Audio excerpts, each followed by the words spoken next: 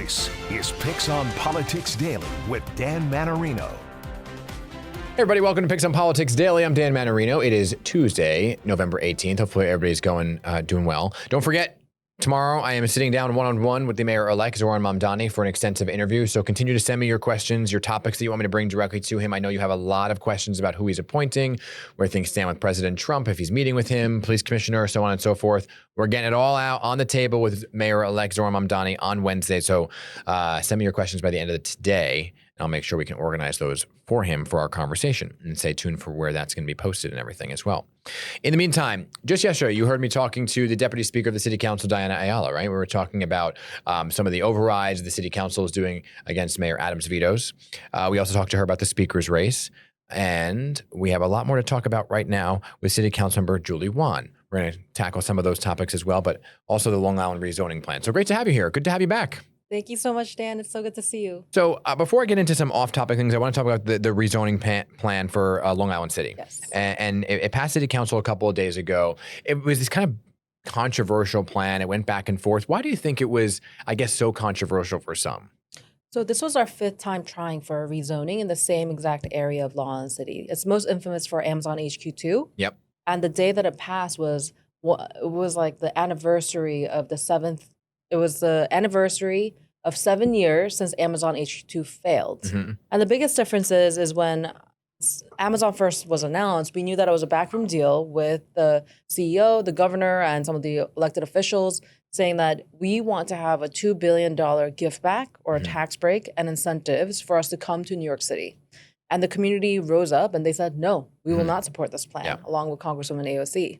And fast forward 7 years, and there was another plan in between. There were two plans before that. So there's been many, many tries. And fast forward to now, we were able to make sure that we had community input for 2 years instead of just 60 days, which is normally how the land use process works. And we were able to receive a $2 billion investment instead of a $3 billion giveaway to say our community needs more school seats. We need to have more park space. We need to have more sewage and plumbing infrastructure, waterfront resiliency for flooding, et cetera. And we were able to get that investment from the city to our neighborhood instead of giving it away to a private development. Yeah, I think the big question and a lot of the pushback from local residents that I heard was about affordable housing and ensuring that there would be enough affordable housing in there. So how did you kind of land on that? So we are building about 1,500 units of housing, and 4,350 of it is for affordable. That is 15,000 units of housing. It's like 14,700 units.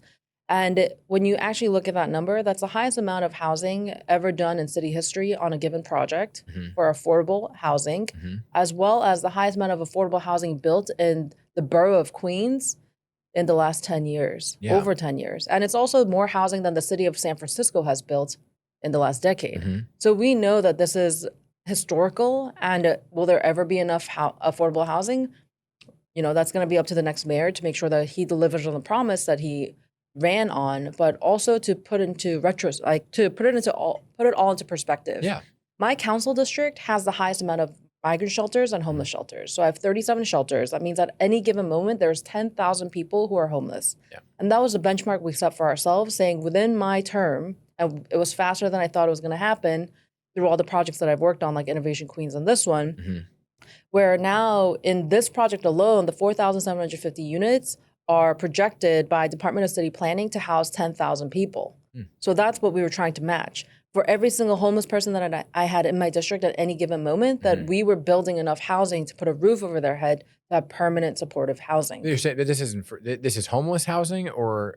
Well, we pegged it for mandatory inclusionary housing for the affordability to be either MIH option 1 or option 3, and that's mandatory in the zoning text. So a developer who's doing private development on their own private land cannot say, I don't want to do this housing 1 or 3 because this is too low income. So what option 1 and option 3 does is either you have to make less than $68,000 or you have to make less than $48,000. That's pretty low income. Yeah. So, and that doesn't mean that you have to make up to that much. It means that you could make anywhere from $0 to $48,000. Okay. And there was a lot going into this plan. This is kind of in the weeds a bit, but it was a topic that we were following closely here about Con Ed and whether or not they were going to extend into that zone or what. So how did you kind of get that finally over the finish line?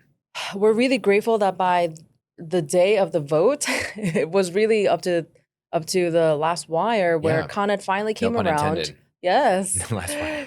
The Con Edison president, as well as their intergov team, finally came around with the governor and the city of New York and said that we are willing to donate the land to the city at low cost or for free. And now we're going through the legal process to have that land transferred. Whereas up to the last protest that we had, they wanted us to pay upwards of $4 million or more Right. for the land. So now you're paying nothing.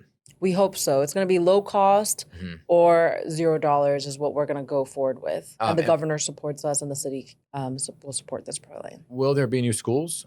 Yes. There's 2 schools that are under construction, as well as 3 new schools, 1 middle school and 2 elementary schools to make up for 1,300 new seats that are also going to be built to match the population growth that we're going to have. So have you talked to the mayor-elect about this? He was on board. I was very fortunate because Mayor-elect Zohran Mamdani is my state assembly member currently, who is overlapping with this project. So he had actually come to Con Edison with me in person to have this conversation with them over a year ago. He has been with us in briefings. His team has been very involved in monthly communications to make sure that he was up to date on every step of this project. And he came out in public support in a statement saying that this was a huge victory for Long Island City residents. So do you foresee this having any roadblocks besides the typical, building roadblocks? But, it's going to happen no matter what. Yes, I believe so. And we're already seeing construction and demolition go into effect. Oh. So for private development that will have housing and affordable housing within it, it's moving forward. With the next mayor, we also have a chance to build more affordable housing on the public land because his administration will be putting out the RFP or request for proposal on ideas of what we're going to do with the existing public land that is currently part of the project.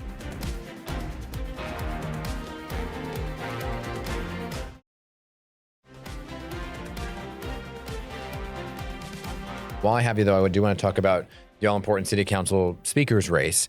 And it's inside baseball, and I was talking about this yesterday with Diana Ayala, that, it's really just, it's like electing a pope. It's just the inner workings of it. You guys are the ones who have these backroom deals and discussions, and then one day we find out who the speaker is after you guys have go into a vote, right?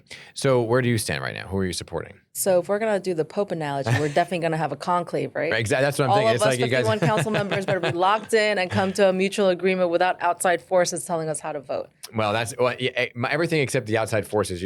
Everything is like, well, that's why they were all in Somos, because they're wheeling and dealing and so on and so forth. I think we have to lock ourselves into a room and take away everyone's cell phones and just sit there with all 51 members until you see fire coming out saying we've picked our next pope. Well, the way that I see it, it's more like electing your next class president. Okay. Because there's a lot of politics involved, there's a lot of personalities, and there's a lot of discussions. But what I always remind folks is that we're more than 5 weeks out until January. Because as fast as you can build a coalition of 26, like a strange game that we're playing, but you also have to hold that coalition for over 5 weeks. Right. And what we've seen in the past is that someone may say, I'm with this person.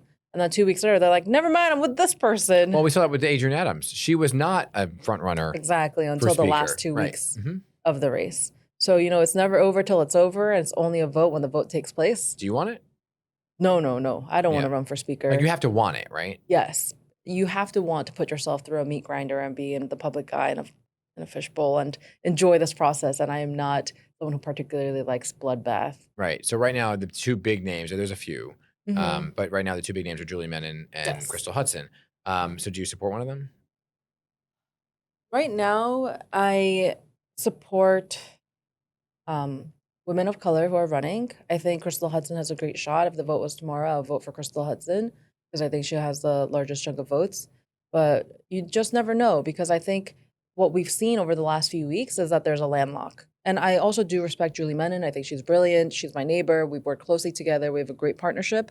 But as a majority women of color and a majority working class background, it is important to have representation that truly understands what our experiences have been. Yeah. And what I see right now is that Julie and Crystal may be the front runners, but they have been landlocked. There's also a pocket of votes in the middle that are undecided, who may be leaning one way or another, but aren't fully convinced and maybe looking for a home, which are the pocket of votes who are with Amanda Farias. Yeah. And I think Amanda Farias has also shown a lot of leadership as a majority leader. She has a lot of experience in her work with the council. She's a long-term council member there, and she has proven through her merit that it wasn't politics that made her majority leader. It was her own merit that people recognized that allowed her to get there. Oh, some people said there's a dark horse in the race. Somebody who is well respected by pretty much the entire council, but she said she doesn't want it. And that's Gail Brewer. Oh, interesting. Have you heard that? Well, she ran last time. Yeah, as but well. she didn't want to this time. But everyone said she's well respected. Haven't heard that she wants to do it again. I don't think Gail wants to do it again. Yeah. From what I understand, she has her preferences. And like I said, I think something has to happen to really shake up the race, to figure out how either one party gains the rest of the votes to get to 26, which neither have been able to do, like a Zohran Mamdani intervention of saying one or the other, or over time, and you may see what happened with Adrienne Adams, which is a consensus candidate. Comes through. Well, what's the goal for those who are outside looking in, a New Yorker outside looking in, who's saying, well, I don't have a vote in this process, right?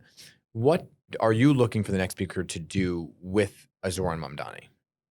So I think it's really important to make sure that it's understood by law or by the city charter and by our existence, our legislature is an independent body. Yeah. And at times we will have contentious moments, but I don't want a repeat of what currently is, which is we couldn't get as much done as we could have because we were constantly grinding against the mayor. And it should not be that every single time we have a historical passage of legislation, we could get it vetoed. It's like every single month at this point. I'm like, okay, this is just a tit for tat, and you don't even care what the law is. You just want to veto all of them. And we don't want that. I believe that there's a clear consensus around universal childcare.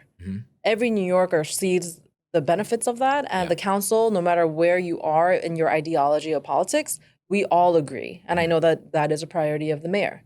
So I think we have to find what our priorities are that align with each other, what our common grounds are, and focus on them, get them done for the benefit of of the entire city. Right. But we will have moments where we have to check the mayor and say, hey, we are not in agreement, or we have to say, hey, we're not going to be with you on this, and it'll be public. Yeah. It's interesting because you mentioned the intervention of like Zohran Mamdani into the speaker's race, but Adams tried to do that. Right, and it backfired. I forget who he tried to endorse. Francisco Moya, right. And everyone said, well, no. So is it worth the mayor stepping in? Well, I think what's also important to note is that it's nuanced. Francisco Moya had a lot of enemies from his own personal, and I love Francisco. We spent time together, but he had his own personality differences with folks that gave him a lot of enemies. And if you also look back to that council race, there was so much negative opposition in the papers, in the press, constantly about every single person. But I don't see that this time because I think, one, women are also more collegial. They're not trying to have a bloodbath as it normally would be. And two, I don't think if hypothetically, I don't know, I have not heard this directly from the mayor himself, even though we talk, he has not said to me like, I prefer this candidate. But hypothetically, the mayor-elect or mayor? Yes, the mayor-elect. Yeah. So hypothetically, even if Zohran said, oh, I prefer Crystal Hudson because she's the most progressive, Crystal doesn't have personality issues or personnel issues where she's been in a fight with somebody or she's been nasty to somebody. She's a very even-keeled, nice, polite human being who's very competent at her job. She has the merit, the experience, as well as the persona to fill that role in leadership. Yeah. So I think all of those things come into play when people start to organize against or for. And I think what's also important to note for Crystal Hudson is that she isn't DSA. I think people who don't really know her may assume that she's a democratic socialist, but she actually ran against the DSA and won against their will. So it's not like she is a DSA member, and I don't foresee her ever being one, but I think she is a progressive, and I think she will continue to have progressive values, but she also is very pragmatic for the most part. Yeah. To be continued. Yes. Right? It's like you said, it's 5 weeks and a lot can happen. Yeah. You miss a minute, you miss a lot, and a lot can change on this roller coaster of politics. That's true. Come on back soon, okay? Thank you. Good to see you as always. All right, everybody. So stay tuned. Zohran Mamdani, that is coming to you tomorrow. All right. Send me your questions. In the meantime, have a great day.